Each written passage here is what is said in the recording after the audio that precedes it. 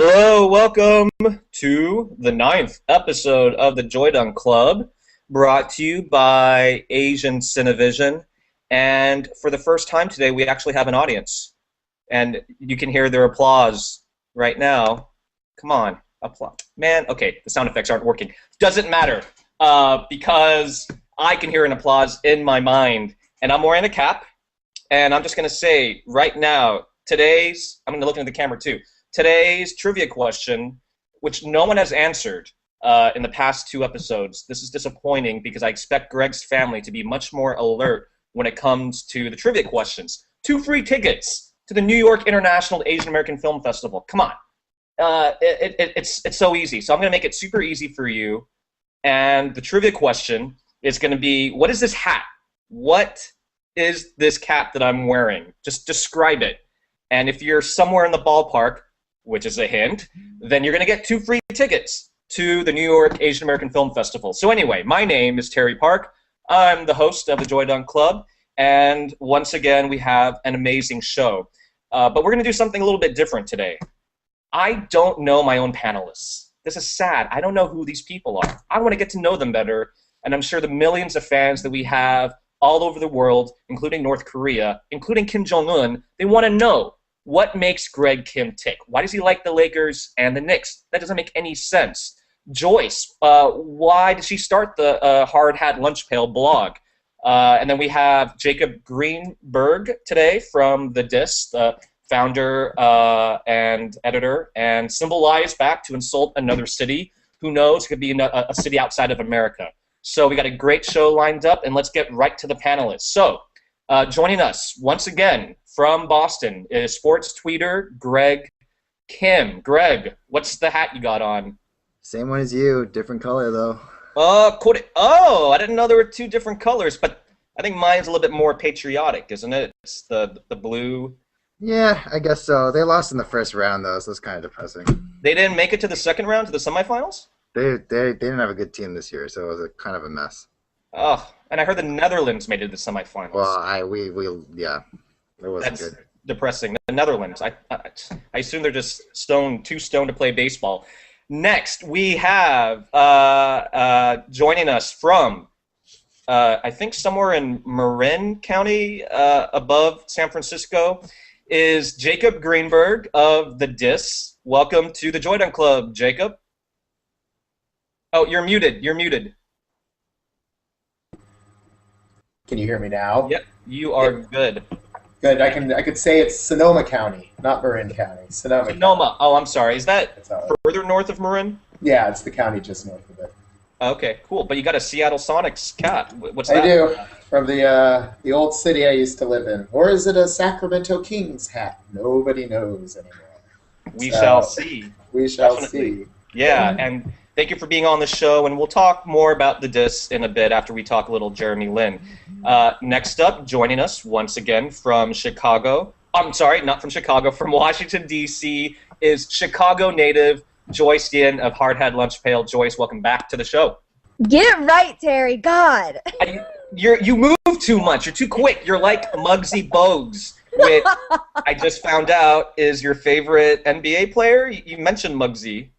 We'll talk about Muggsy and your love of the Bulls and why you're in Washington, D.C., which confuses me. And then finally, so we had a lot of hate mail come in about this particular panelist, and so we decided to have her back on because we're all about hate and love, and I'm hoping that Symbol Lie will insult another city. I'm hoping it's Kansas City because there's nothing good about Kansas City. Symbol Lie, part-time contributor to The Dis, graduate student at the University of Washington, joining us from Seattle. Welcome back to the Joydung Club. Hi. And what are you wearing? I'm wearing my Temple sweatshirt. I used to go to Temple University in North Philadelphia. And so I don't own any hats, and since you made me put on a hat, this is the only thing I have. It's really hot. Can I take it off? But you're in Seattle. Can I just like not wear my hood? It's really hot. Okay, you can take it off. I think everyone else has taken off their hats. Yay. Joyce. Yeah. Why don't you have a hat? You live in Seattle, isn't it? I don't Constantly know. raining? I don't know. I don't like hats. I don't like hats. You're a hoodie kind of girl. Yeah. Quickly, name one NBA player who went to Temple. I can think of one. Lavoy Allen. You picked Aaron Lavoy Allen? too. Not I Eddie don't know. You Jones? said name one. You said quick. Come on. Lavoy Allen over Eddie Jones? That's awesome. I'm living in the moment. I'm trying to live in the moment. You should. That's awesome. Grasp every moment as it comes. That's how I live my life. It's So, my new tattoo. what? It's my new tattoo. Live in the moment? Yeah, I guess so. Where are you going to put it? Across my stomach, duh. Nimble, next time you come back on the Joydon Club, we expect to see your stomach tattoo. Oh, yeah, okay. Live in the moment. I can imagine that. So, as I said, we're glad to have Jacob Greenberg, and we're going to talk about the diss in a minute. But first, let's talk a little Jeremy Lin. So, first up, we touched on this briefly in the last episode, and we had a couple of fans talk about this on our Facebook page. Jeremy Lin getting benched in the fourth quarter in multiple games. There was one game in which he had a towel over his head. I don't know if he was sad. I don't know if he had allergies. I don't know what it was. Mikhail has gone to Patrick Beverley in some crunch time minutes. So, Greg, let's start with you. What do you think this is about? Is Mikhail misusing Jeremy Lin? Do you think this is a sign of perhaps Jeremy Lin's impending departure over the summer? I don't think it's anything that dramatic. I mean, when we saw this in the beginning of the season, I guess sort of when we saw it recently, Kevin McHale's tended to go with the energy. The point guard will bring the energy at the time. Like, for example, like sort of at the start of the season, we'd see that like Tony Douglas would get a lot of fourth quarter minutes just because like it would give a different look defensively. And I think more recently it's kind of been Patrick Beverley. So I'm really not too sure what to make of it. But to me, it's not like a cause of concern or anything. I mean, Jeremy's still going to be the guy there. I guess it's just a case of Mikhail going with who he thinks can close the game out for them. And you know, it's kind of tough because, as we've said a lot of times, James Harden and Jeremy share pretty similar skill sets, so you don't want to be clogging that up for the team. Okay. Well, if we look at tonight's game against the Suns, which is still happening, the score is it ended 111-81. They blew them out. Jeremy had a great game. He had 13 points and 5 of 9 shooting, 6 assists, 2 steals, only 2 turnovers in 26 minutes. Patrick Beverley got 22 minutes. It was a blowout, so I'm guessing that's why maybe Beverley got some more minutes. Joyce, I mean, what do you think? Do you think Mikhail doesn't have confidence in Jeremy Lin? Do you think Jeremy Lin should be playing those fourth quarter crunch time minutes that Beverley is getting? Honestly, I kind of agree with Greg. I think Mikhail, at this point, he's just going to go with whatever is going well and whatever will keep them in that 8th seed or in the playoffs, right? So at this point, it's like, fuck it. If Patrick Beverley is playing better than Jeremy, then you know what, Jeremy, sorry. Like, you're not going to get those minutes, right? So, like, I don't think it's anything to be too much of a cause for concern. I think Mikhail is just going to go with whatever is working best. Okay. Jacob, what about you? What do you think? And this is a question that came up on our Facebook page. I believe it was JT Tran, one of our 4 fans, who asked this question, which is, if Jeremy Lin were to be traded over the summer, I mean, we don't know if that's going to happen, but if he were to be traded, what team do you think would be the best fit for the Jeremy Lin brand? Oh, the brand. Well, I think his brand is probably different than his best on-court fit. I'm echoing Greg and Joyce. I think that Kevin McHale has the playoffs in mind, and at this point, with less than 30 games left, you're looking at different lineups. Who's going to be effective into the stretch run, and who can you bust out? Presuming that they do make the playoffs. I think he is still the man there, both because I think they are invested in him, but also because he has a contract that isn't exactly tradable, though there was some reports this week that Morey was shopping him around. As for where would be a good fit in the event he was traded, not just saying this because you're a fan, Terry, but Utah. I'm not a fan. I hate them. They suck. They're hateable. They're very hateable. They are so hateable. But they're a team in need of positionality. some definition in their rotation. And mostly they need a point guard, and Jeremy Lin, last I checked, is a point guard. So he would any team that needs a point guard and doesn't mind paying about $15 million in 2 years for that point guard, I think should be taking a flyer on Mr. Lin. Yeah, well, last time I checked for tonight's game, the Jazz and the Thunder, Mo Williams was 0 for 5. I mean, granted, he just got back from his injury, but yeah, the Jazz are in desperate need of a point guard.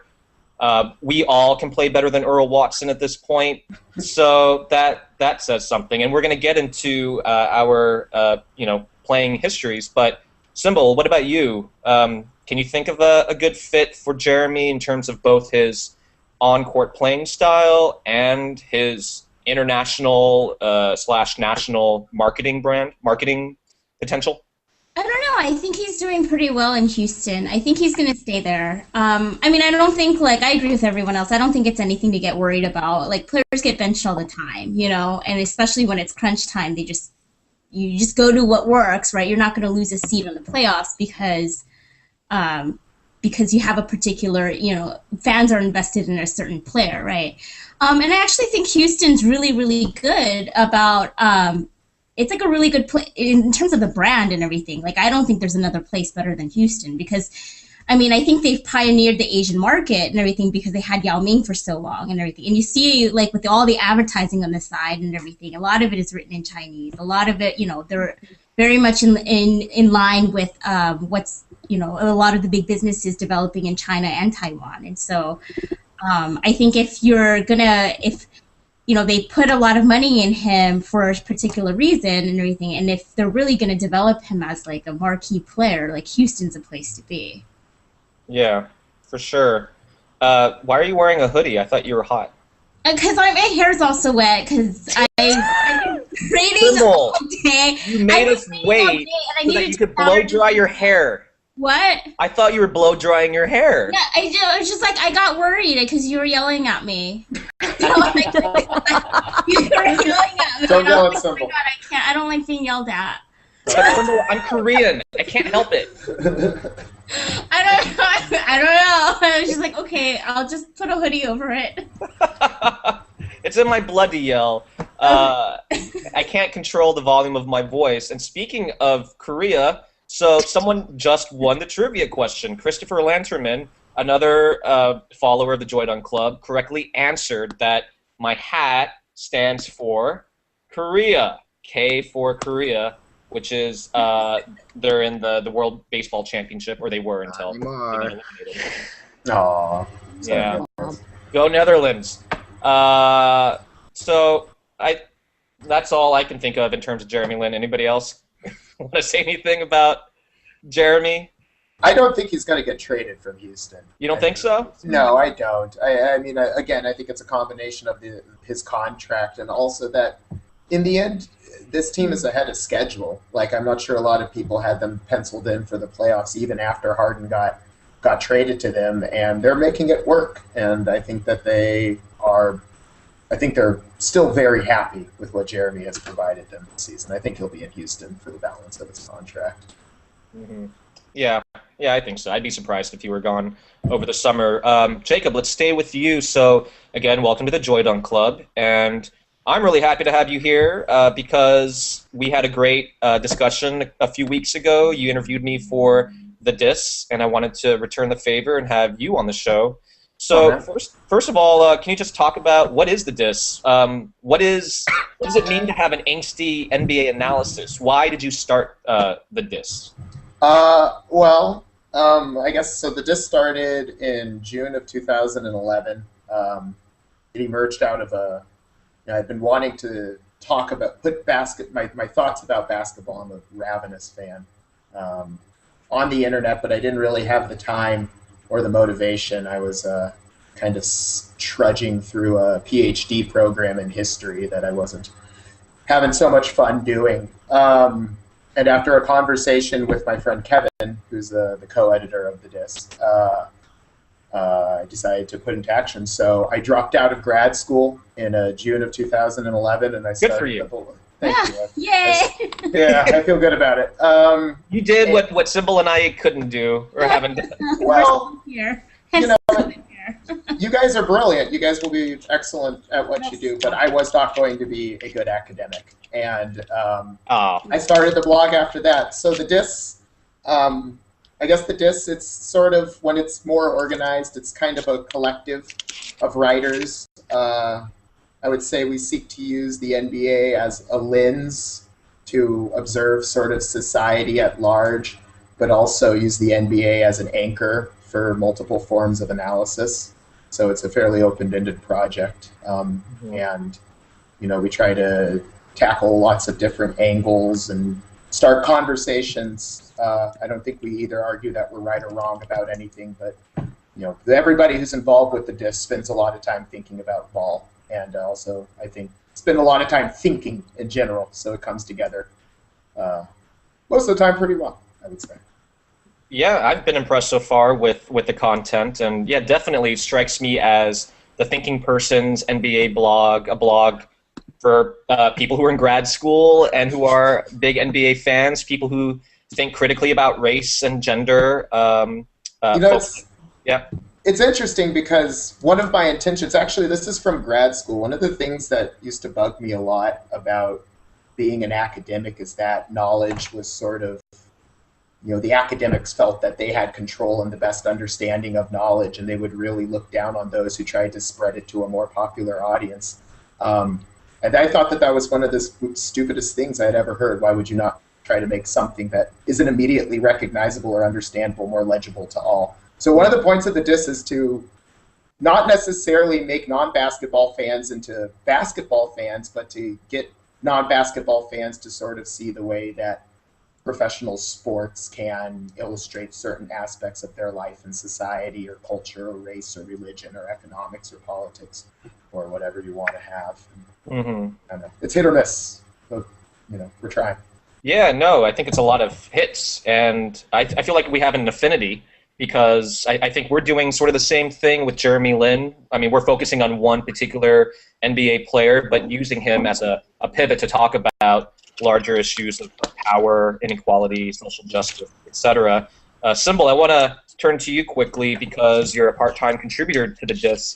What's your experience been like in writing for the DIS? What sorts of pieces have you written?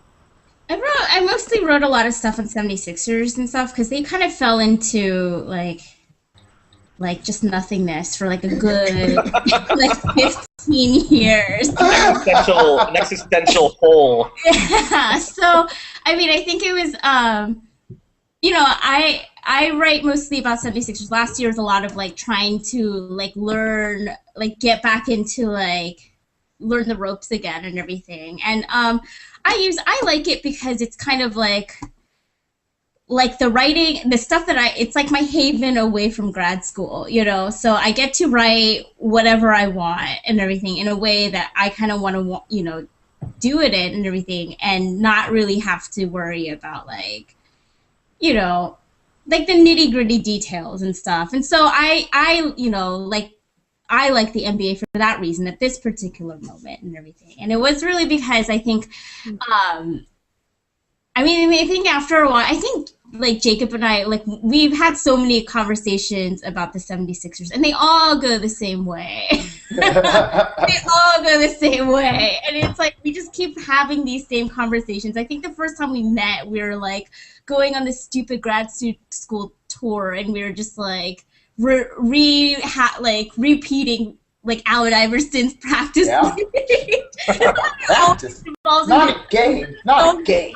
Practice. Yeah. So, you know, after a while, he was just kind of like, look, you should just, you know, I'm starting this blog. We don't really want to focus on the mainstream markets and everything. And 76ers is one of these, you know, nice teams because it's small. It's a small time market. It's not, you know, it's not the Lakers. It's not, you know, these big time teams that you think of and everything. And like small town, Philadelphia. It's not a small town, but it's not, you know, it's not one of the marquee places in the East Coast, especially now, right? Right now, when you talk about the Eastern Conference, it's like New York, Miami, Boston. right? But it's a smaller. I mean, it's one of these middle teams that's kind of in the process of rebuilding. Kind of like the Jazz and stuff, and so and also the Warriors, and so it's like I have a different relationship to the rest of the league, so because I am a fan of like a smaller.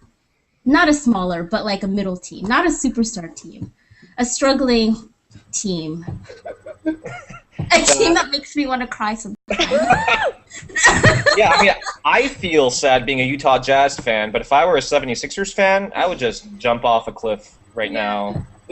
I mean, with Bynum, that's depressing. Yeah, it is. It is a little depressing, and I don't really know how to feel. But I don't really know how to feel about this because part of it is like, it's his body, it's his career, right? And like, in a lot of these, players are like put under so much stress and everything to perform at such a high capacity all the time, right? And so.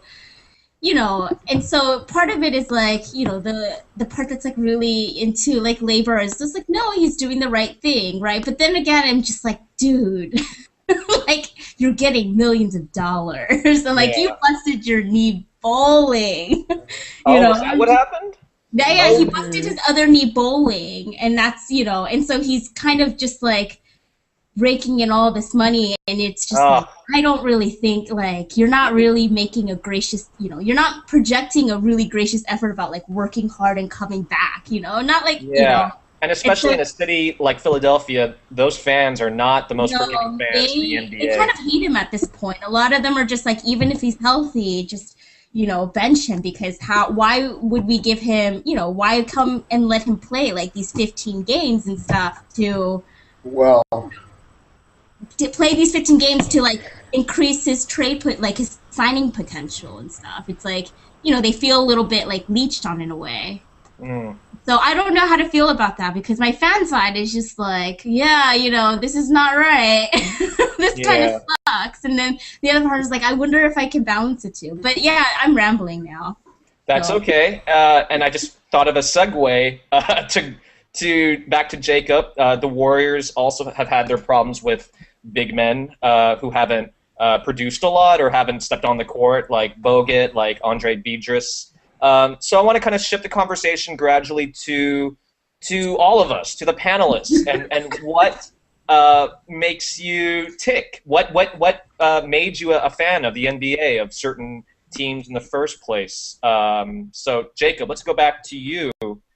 So you grew up in the Bay Area, and from what I understand, you're a big Warriors fan. So tell us about what it was like growing up as a Warriors fan. Who were some of your favorite players? Well, it's funny because I think as growing up, I was a Warriors fan, but in my household, my mother is from Chicago, born and raised, and so in my formative NBA years,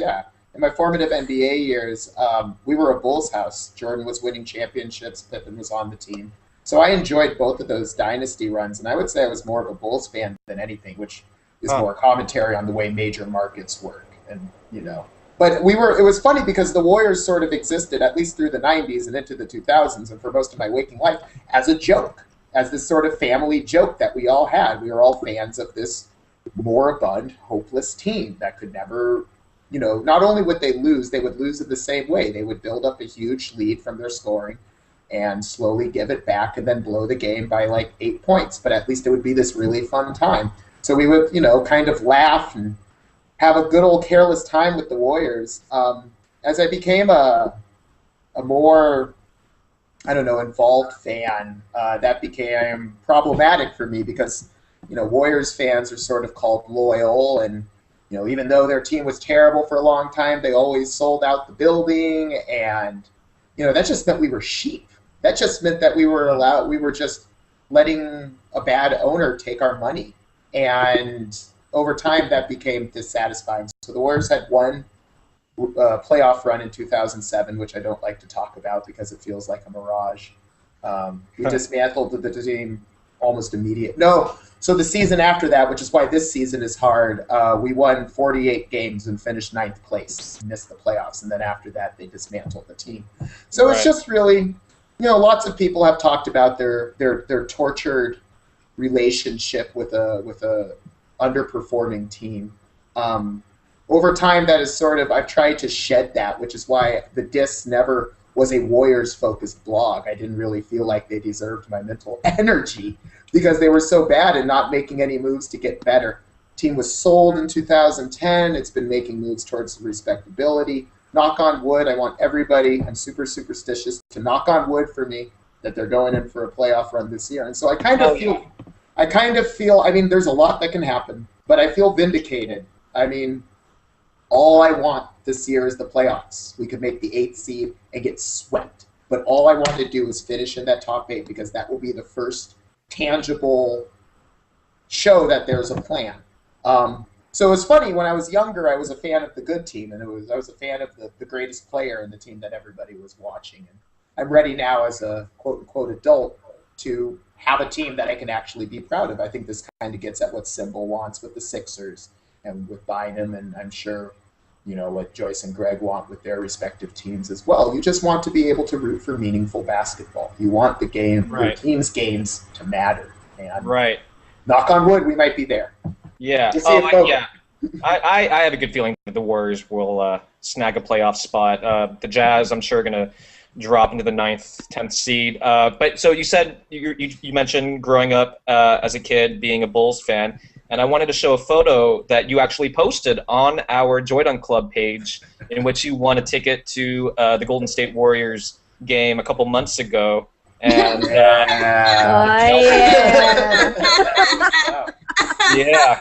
So talk about that photo. What's going on? Is that a YMCA game? It's awesome because you can't see the back. It says number 9 on the front, but the back it's misprint and it's number 6. So it was awesome. I was 9 in the front, 6 in the back.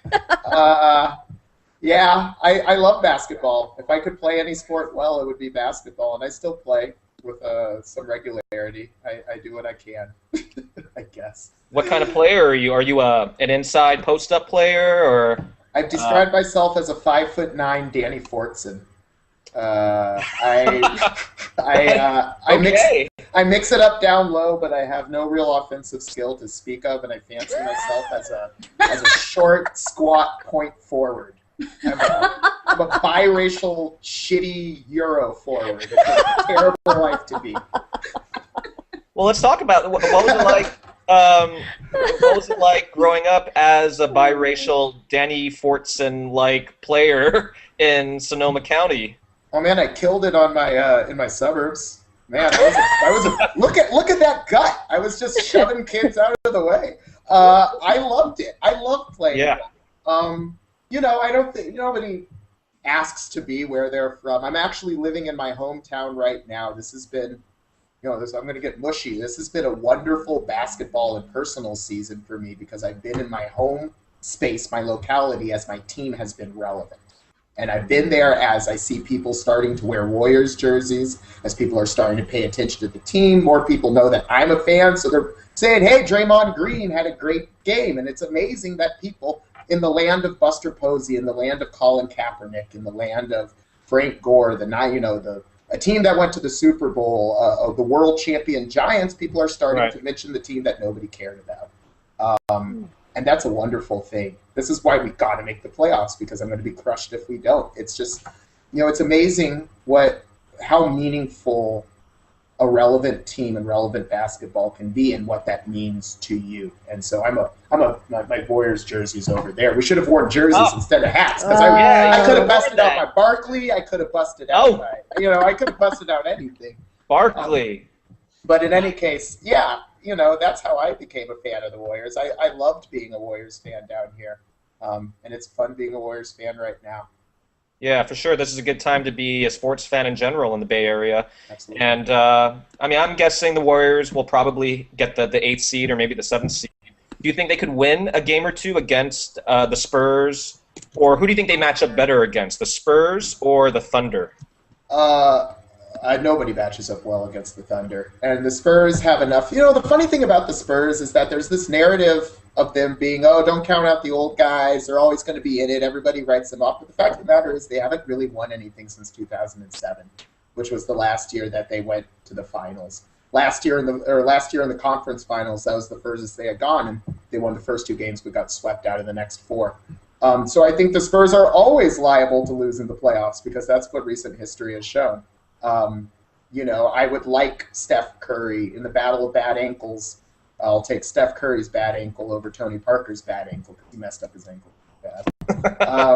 But that said, I don't know. The playoffs, especially in the West, are all about matchups. And the last time the Warriors were in the playoffs, they were against the 66-win Mavericks, and we beat them as a 42-win team. So let's just get in the tournament and see what happens. That's all I really want. Totally, yeah. Joyce, let's turn to you. You actually are from Chicago, and you're still a Bulls fan. So, well, I wanted to ask you, and I don't think I ever asked you this question. Why did you start Hard Hat Lunch Pail in the first place? Yeah. So I started Hard Hat Lunch Pail about 2 years ago with my older sister, Jocelyn, because we both realized that, like, within this larger basketball analyzing blog realm, there was a severe lack, 1, of the voices of women, and then 2, of the voices of women of color. And so we really just wanted to kind of interject our perspectives and our craziness and our zany love for the game into that blogosphere, and really just to celebrate like the hard hat lunch pail culture of our beloved Bulls and the fact that they actually started being good again, right? And we were past and they're past kind of this the knuckleheaded ridiculousness of the immediate post-Jordan years. It was great to see this like hard-working, really dedicated, committed team that was not about bullshit anymore, right? And so we really wanted to celebrate that.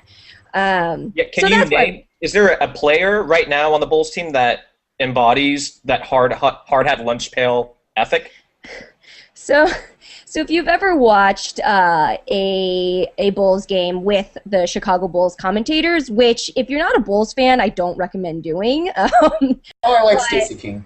I like Stacey King. Yeah, he's great. I feel like in the first, that's really interesting because most people that I talk to who are Bulls fans are like, fuck, Stacey King, God. Oh, really? Yeah, a little bit. Mine's in Boston. Well, okay, we'll talk don't about get that. me started on top. Yeah, we'll get to you, Greg. Don't worry. So Stacey King likes to throw out his catchphrases, and he has nicknames for all the Bulls players, and so there's this one player, the backup power forward, Taj Gibson, and he's just like the embodiment of this kind of new Chicago Bulls basketball culture. He's hardworking. He never complains. He's committed, right? He always hustles. He's always good on defense. And so he was really like this, one day Stacey King was like, hard hat lunch pail, Taj Gibson, yeah! We're like, that's it. That's the embodiment of Chicago Bulls basketball, right? So, yeah. Taj Gibson, Stacey King, thank you. So you're saying Carlos Boozer doesn't embody the hard hat lunch pail work ethic? I mean, him tripping over a bag and spraining his wrist, that didn't scream durability and a strong work ethic to you?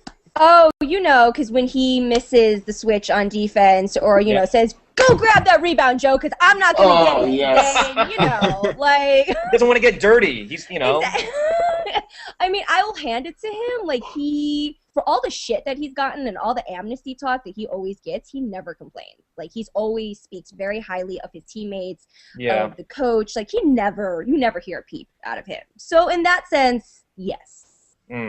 Yeah, he was the same with the Jazz. But, he missed so many games that people are still angry with Boozer, and then he did the same thing with the Bulls. Also screwed over Cleveland, right? And we can't forget about Boozer screwing over a half-blind, elderly owner of a down-and-out city. But sticking with Joyce, I don't know if you would describe Muggsy Bogues as a hard hat lunch pail kind of player, but can you talk about your love of Muggsy Bogues, and was he someone that you? I don't know if you played basketball, and that's something I wanted to ask you too. Talk more about growing up as a fan and as a player. So I guess maybe it's just a short person thing, man. Because once I stopped growing, and it was like 5'1". That is the pinnacle Done. of your, You're done. Yeah, right, exactly. What do I have to strive for now? Nothing else. You made it, Joyce. You made the big Hey, time. have you met my friend Symbol? I'm 4'10". You're taller than me. I haven't made the big times yet. I'm still hoping. I'm rooting for you, Symbol. I think I'm every rooting for year you. I'm like, oh, this is it, guys. I think the hoodie gives an empty. I know. That's why I keep it up. That's another reason why I keep You should it just up. keep the hoodie symbol. Yeah. Don't take it off. No, it's actually, so with basketball, so I never really played seriously, but it was actually, so my dad was also a hardcore Bulls fan. My actually earliest memories of basketball were my dad and my sister like screaming at the television when I was maybe 6 or 7, and they were just like yelling in Chinese, and I'm just like, why are they yelling at these strange black men on the television? I don't understand. This makes no sense to me. But that was actually, I think basketball was one of the ways I really connected with my immigrant father, right? He would actually take me to basketball courts, and I think in his half-hearted attempt to like, oh, maybe she could like be a basketball star. And then when he watched me clank, 10 free throws in a row, he's like, okay, that's over. The dream is gone.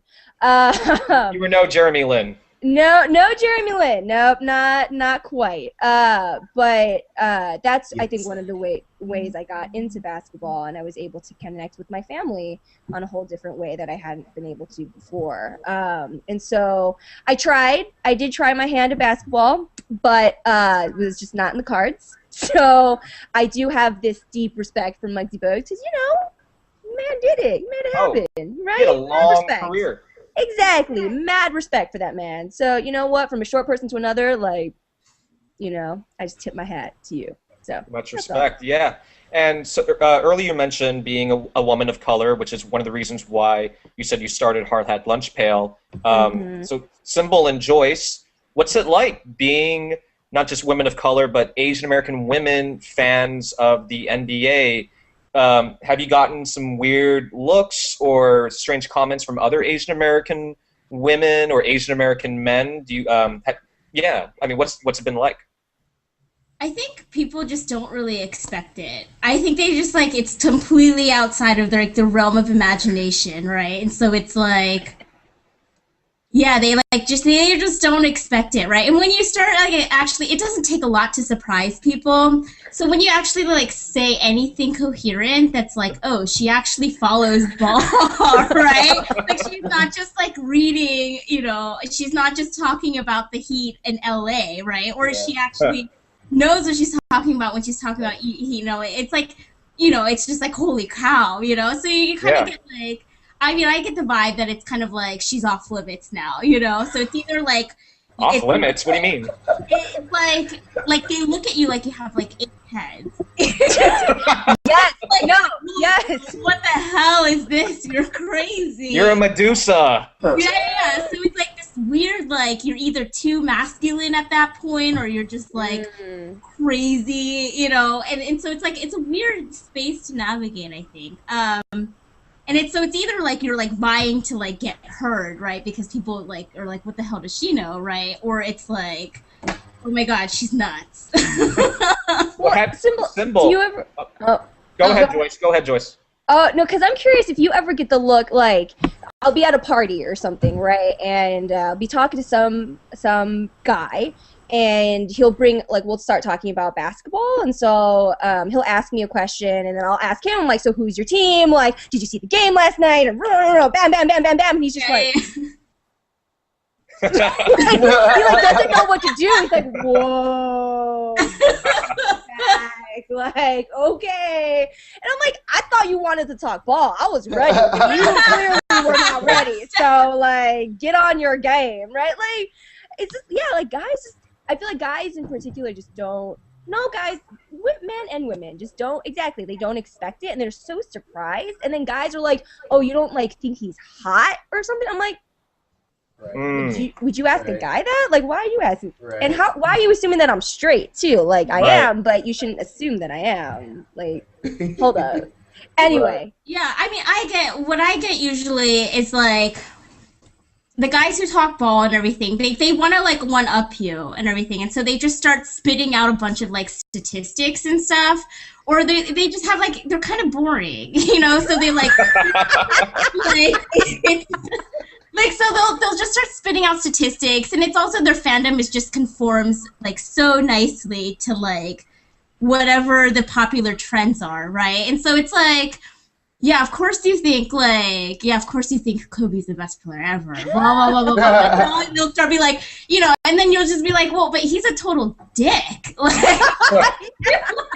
are you kidding me? This guy's a dick. Like, he's done a lot of questionable things in his life. I'm like, but they're like, but he's such a winner. He's such a leader, and he's so like passionate. Like, oh my God, this is like. He can speak Italian. I don't know, but it's Yeah. like really masculinist, right? So it's very like, and then after you kind of call them out on a couple of things and everything, they're just like, I don't. They're just like, it's either like she doesn't know what she's talking about, or just like they get really like aggressive, Well, so it's interesting in the way that fanhood has been gendered in a lot of ways. I'm not sure if they're still making those jerseys, but do you remember when they were making basically basketball jerseys to be form-fitting on what a straight male might idealize as the perfect figure? So and it was now the Warriors have those jerseys. Well, the funny thing is, I only really saw those jerseys for the Lakers. The major And they were market pink. teams. Oh, And, God. and they're Oh. pink. And it wasn't for breast cancer awareness. No, it was jerseys for her. Yeah, jerseys for her, and it was funny how that was a niche that I think was that they tried to make, and I don't think it caught on for pretty obvious reasons. Thank God. Yeah. What do you think the new Warriors sleeved jerseys will catch on? I was just gonna say that they look like women volleyball jerseys. I kind of like them in a weird, like, perverse way. Yeah, me too. You get used to them really quickly. Like, you watch them for about 40 seconds, and then you forget that they're wearing goofy-ass jerseys. Yeah, you're like, this is hideous, but it's also, it looks like... But it's an NBA game, and I'm watching basketball, so who cares? Yeah, I don't know. This is like Minority Report. This is what the future is.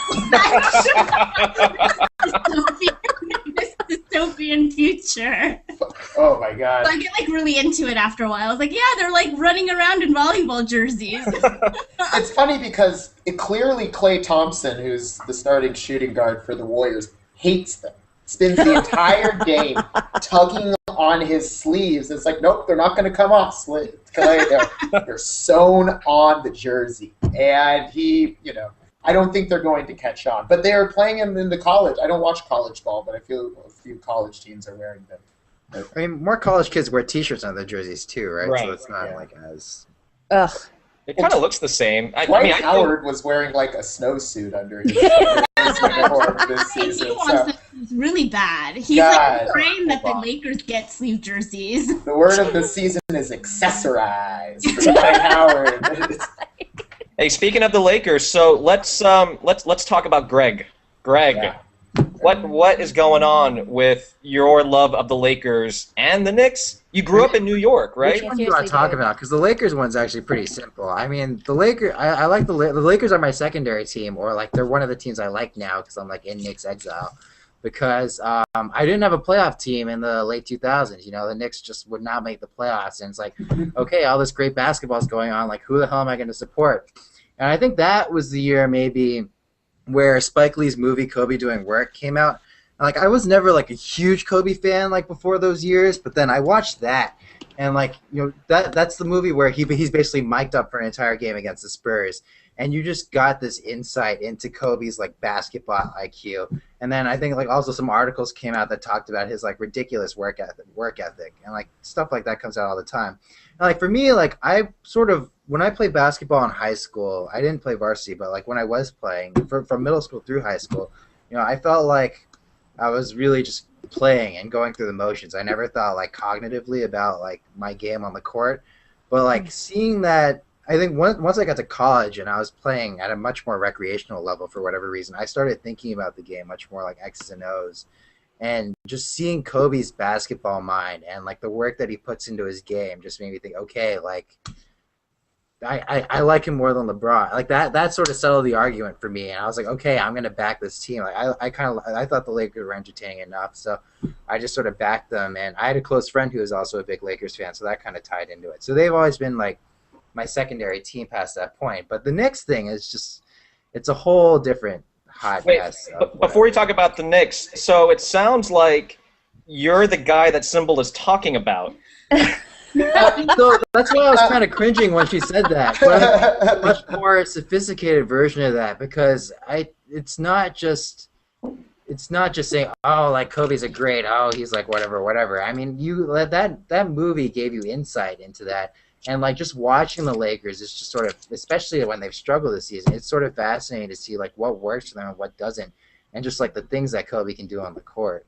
I mean, those stereotypes exist for a reason, right? I mean, because they're part of some truth. There's some truth in that. I mean, Kobe is a workhorse, and he is very knowledgeable about the game. So But what Symbol brought up, does the fact that he has engaged in some questionable behavior, does that inform how you think about Kobe as a basketball player, or do you separate those two completely? I separate them completely. I just watch it for my appreciation for him is more on the X's and O's than the stuff that's happened in his private life. And I take some flack for that from my friends too, but I don't really think about it, to be honest. So what I'm hearing is that if you and Symbol went on a date, it wouldn't go very well. Probably not. It sounds like it would be a disaster. Greg, what's up with this? Nelson, can you click on my camera? Greg, you gotta explain you got the bowl cut. This feeds into the Knicks story, because the thing is, my grandparents, on my mom's side, where they live, when I was growing up, they lived around the Chicago area. So I grew up a Bulls fan all through like lower school. Like I was a huge Bulls fan. I was like what? I was like the one Bulls fan in my school, because I lived in New York, right? And like that's when all the Knicks Bulls things were going on. And like all my friends were like, "What the fuck? Why are you a Bulls fan?" Right? But I mean those were the first my first basketball game was like Christmas, like when I was 5 or 6 years old or something in Chicago, and they were playing against Orlando. I remember that very vividly. Like that was my first basketball experience, and like the Bulls were my team, like forever until Jordan retired, basically. So then, I mean that's why I'm wearing a severely oversized Michael Jordan jersey in that picture.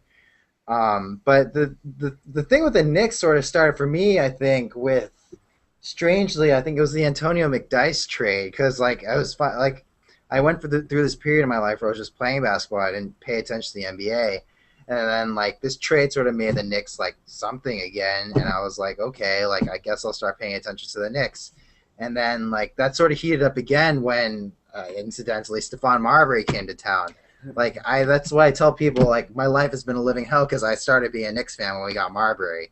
Like it's not because I liked Marbury, it's just because that's when like they caught my attention for whatever reason. So that's where it started, and like the next 10 years of my life were a living hell, and you know that sort of fed into like why I'm in this whole like Knicks exile right now, because I think there's a small subset of Knicks fans that are kind of like me, but I think I'm very, very strange in this regard, because I'm just like really fucking weird when it comes to Knicks. Like my ideal starting lineup would be like Amari, David Lee, Danilo Gallinari, Shumpert, and Lin. Like that's not the best starting lineup you would field if you're a Knicks fan, right? But that would be like my lineup, because I think there's no defense when it comes to, except for Shumpert. Huh? There's no defense. Players aren't on that team anymore. Well, no, exactly though, right? Because like I feel like, because it's New York, because it's a big market team, and because like just everything has been so in flux, like there's just been a complete like loss of, not a complete loss, but I guess because I came into being a Knicks fan late, I had more loyalty to sort of like the players and like some of the people than I did to like the organization itself. So like David Lee, like he was a second round draft pick, like he was my guy, Same with like Danilo, and just like past couple of years, even though the Knicks have gotten better and like Carmelo has brought them back into relevancy, as Magic Johnson said tonight, which I think is bullshit. It's been a painful experience for me, because like you've seen guys go that you just sort of like they were like shitty Knicks teams, but they were like your shitty Knicks teams, and like I love those guys, and like that's why, especially like now that Amari's like second fiddle to or third fiddle or just injured out for the season fiddle to Melo, it's heartbreaking to me because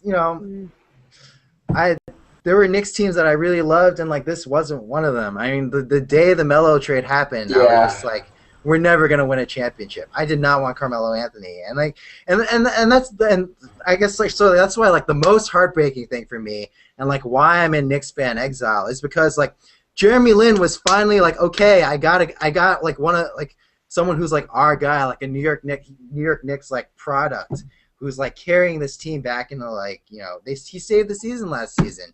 And like there was this whole bright future, and then all of a sudden it's like, damn, like we're just gonna let him go. We could have signed him, and we're just gonna let him go. So that's when like I had it. And, like that's Greg, why I'm like in exile now. If you could trade Carmelo for one player who you think would bring the Knicks to a championship level, who would that player be? And let's not talk about matching salaries. Just pure fantasy. Who would you trade for? I mean, I don't know that one player would do it at this point. I mean, the thing about the Melo trade for me is that we gave up way too much, and I'm watching the Knicks like I don't know if they're losing right now. I mean, I'm watching them play the Nuggets, and like look at the way that Wilson Chandler and Danilo Gallinari are playing. Like they've improved since they were in New York, and like that team was on its way to being a 500 team before the Melo trade happened or so, like possibly plus 500. So I mean, the biggest thing about the Melo trade is not the fact that I hate Melo himself, although I'm not a fan of his either.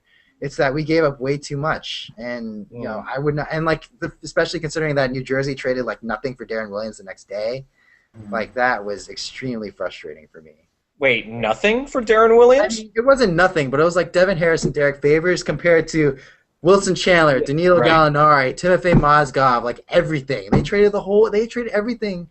Like they had for Melo, and it was just like, what the fuck? Right. So we got a few more minutes left, but I want to ask each panelist to name, and let's start with Greg, your all-time favorite Knicks player. I'm gonna ask each of you your favorite all-time player of your respective team. Greg, who is your favorite Knicks player of all time? Of all time? All time. I know there's a lot. All time doesn't because we're feeding off my story. All time doesn't apply to me because all time Knicks for me is like 2000 something onward, right?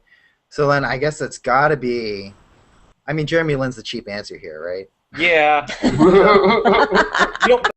Let's exclude Jeremy Lin. Besides Jeremy, I mean, I guess David Lee. Really? Because I mean, like when we were down the dumps, like David was my guy. I was sad to see him go. Like I mean, we had to get Amari, but I was really sad to see David go. All right, that's a fair answer, and he's blossomed in Golden State. His defense has improved. It has? What? I read an article that said that. I don't know if it's true. Is it true? I guess if like lying on the ground to crawling counts as improvement. Then. Yeah, I know. He grasps at jerseys well as he goes falling under. Yeah. Well, Jacob, so speaking of the Warriors, who's your favorite Warriors player of all time? Well, mine's similar to Greg. I mean, I know there are better Warriors than the one I'm going to pick, but Baron Davis has to be my favorite. Baron Davis, he was that we believe. I mean, Captain Jack, Steven Jackson, is a very, very, very close second from that team, but Baron Davis embodied the exuberance and we don't give a fuckness of that Warriors team. And when he threw it down, I was going to ask you. I know. When he threw it down on AK. That was when that series happened. I was in my final year of undergrad in Northfield, Minnesota, in a shitty dive bar in a small agricultural town in southern Minnesota, and I could have been anywhere in the Bay at that moment. I was just so euphoric. So yeah, it's got to be Baron, and the way that he went down with the Knicks. I mean, I don't like talking about it. It was not just a bad injury; it was a horrific injury, and it ended any chance of him ever playing again, probably. And that's not how it should have ended for Baron.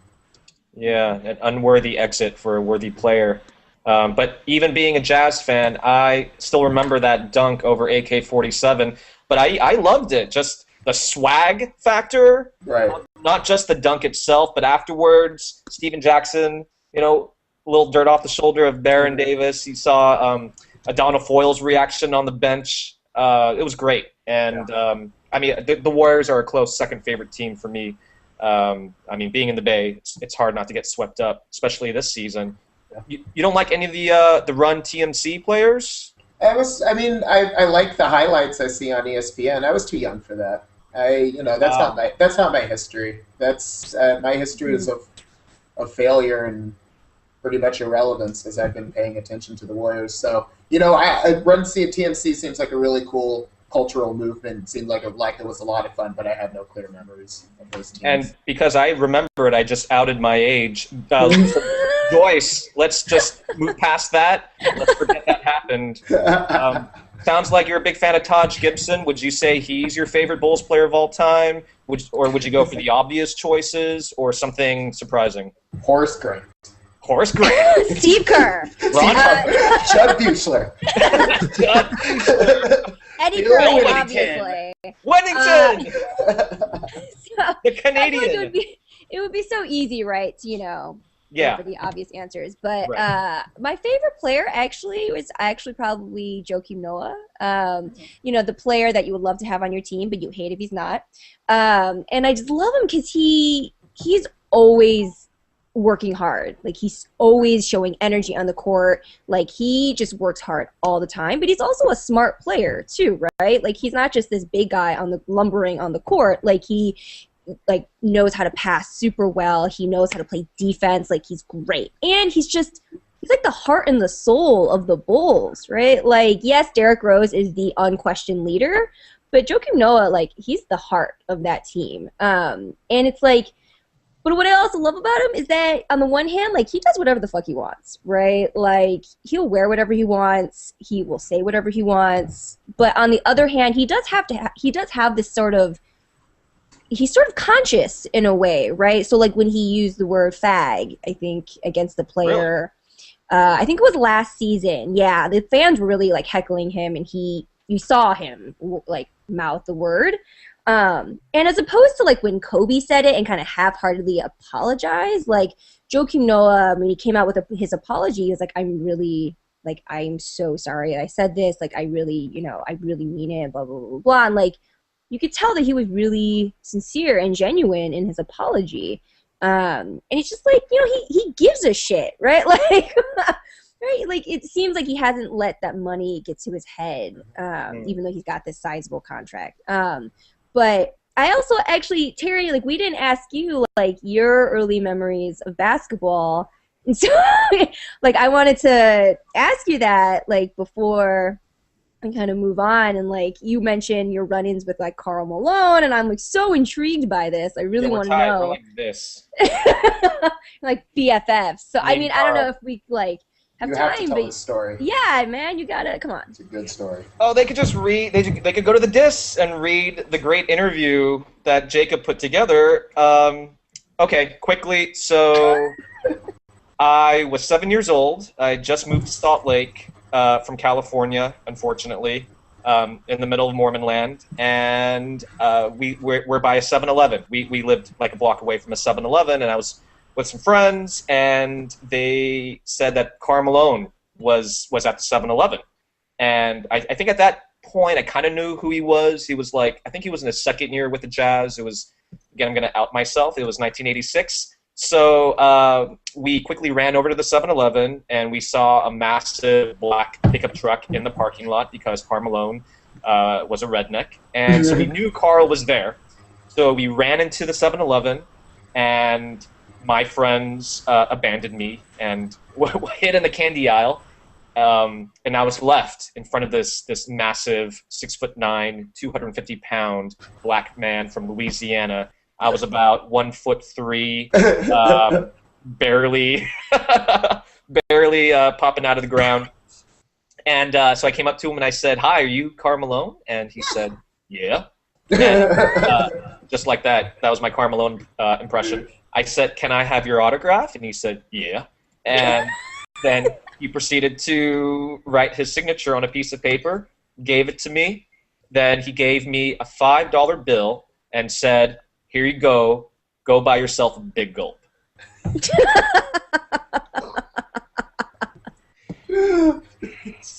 And scene. So I don't have that $5 bill. I know, Jacob, you asked me if I still had it. Hey, when a 6'9", 250-pound NBA player tells you to buy a Big Gulp, you buy a Big Gulp. You drink that Big Gulp. You gulp that Big Gulp. And that's exactly what I did. I didn't even share it with any of my friends. Said, "Fuck all y'all." Left me in the candy aisle. I was all by myself. I'm 1'3", Korean American, Utah, all alone. So I'm taking this Big Gulp and drinking it. But I do still have the Karl Malone autograph on a little piece of paper.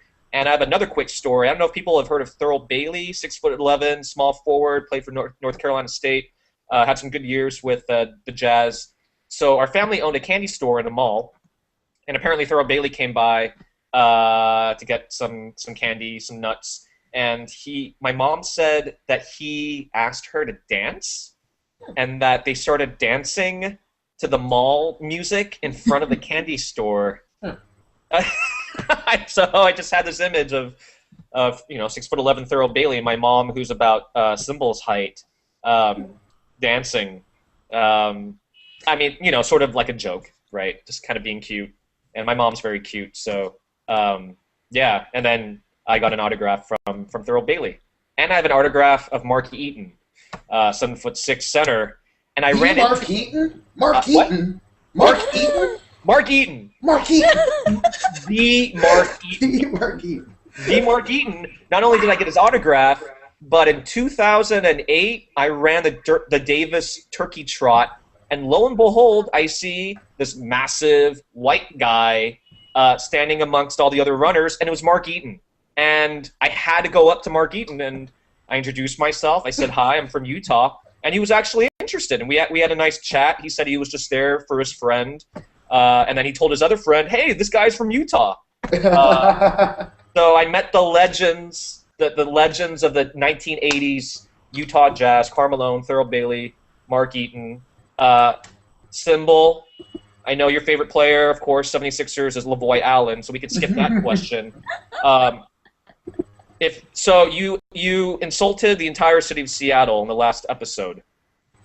I think you pretty much named it the worst sports town. If you had to pick the second worst sports town in America, what would it be? I don't know. I don't think it's the worst sports town and everything, but I don't think it's everything that everyone's making it out to be. Seattle?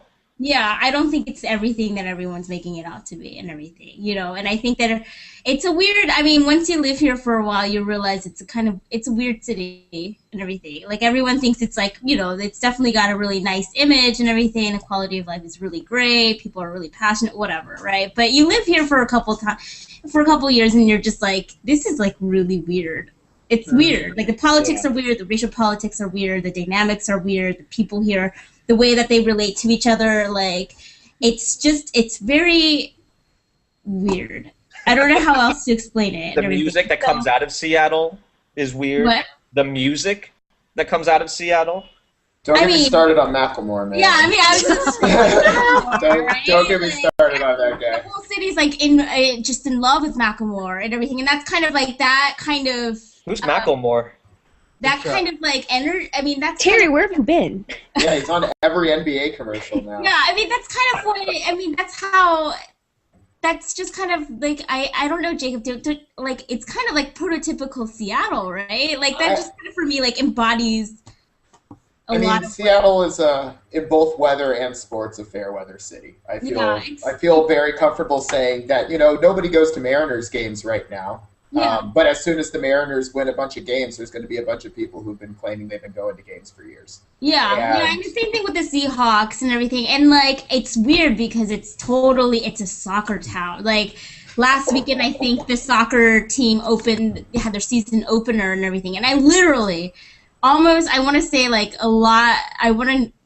5 or 6 people that I knew had tickets. Yeah. And oh my God, we're gonna go see soccer and everything. Well, I mean, and I think it speaks to why basketball in Seattle failed, because I think Seattle would rather be like Manchester, England, than it would rather be like an urban place where basketball would flourish.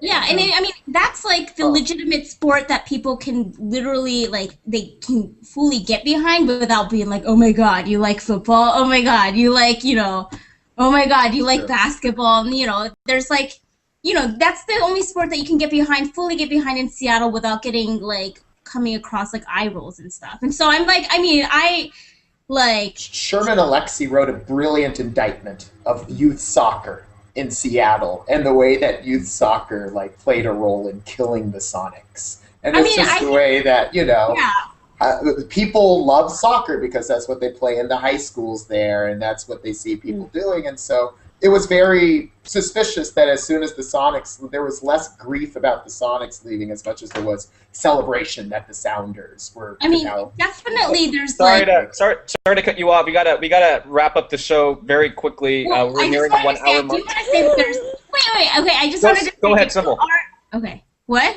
Go ahead. Okay. There are legitimate fans. Like Sherman Alexie is a legitimate fan. Like I don't doubt that he's like single. If he's single-handedly like would like give birth to the Sonics, he would, right? But like, I mean, though, like I said before, like it's not a sports town, like it's not. They're few and far between. Like when the Sundays happen, when big games happen, you don't feel the energy in the air. It's not like live and die. Okay. So it's like, it's just not, it won't cut it. So in other words, we have 0 fans of the Joy Dunk Club from Seattle now that we have pissed off all of them. I'm kidding. So one quick last question from a fan who just tweeted this in. He didn't just tweet this in. He tweeted it in like an hour ago. But for Jacob, and it could just be a simple yes or no, because we got to wrap up the show. What does he think of the Minnesota Timberwolves roster? Conscious decision to be whiter, or it just happened that way? This is from Christopher Lanterman, who I think is from Seattle. Mm-hmm. Jacob. I do not believe that it was a purposeful decision to create the White Timberwolves. I mean, nobody will ever know for sure, but if you looked at the way free agency happened, when they signed Greg Stiemsma, he was the best center available. When they signed Chase Budinger, he was the best small forward available. So it's just, it's a thing of circumstance. That doesn't mean there aren't interesting conversations that can happen around a team that starts 5 white players, but I don't think it was a purposeful move from the front office. Yeah. It's like the Timberwolves are like the new Utah Jazz, because the Jazz are mostly black now. They kind of switch places a bit. So we got to wrap it up. It just hit the 60-minute mark. So this was a great conversation. I learned more about you, everyone on the panel. I learned more about myself. And I think that's all we can ask for. I learned more about Lavoy Allen. I learned that Joyce thinks that she was the Chinese Muggsy Bogues. I learned that Greg likes Kobe Bryant and that he and Sybil will never go on a date. I learned lots of valuable lessons today, and a special thanks to Jacob Greenberg of the Disc for being on the show. Hope you had a great time. Wonderful time. All right, and thanks again to our other panelists, Greg Kim, Joyce Yin, and Sybil Lai. Next week, we're going to have Julia Rhee and Jenny Tun of Retrofit Republic, which is a vintage styling clothing firm based here in the Bay Area. They're good friends of mine. And we're going to talk about Jeremy Lin's fashion sense, specifically his GQ cover, the spread that came out last year, and just talk about Asian Americans, sports, and fashion in general. So hope you tune in next time, and we will see you back on the Joy Dunk Club. Bye, everyone. Bye. Bye.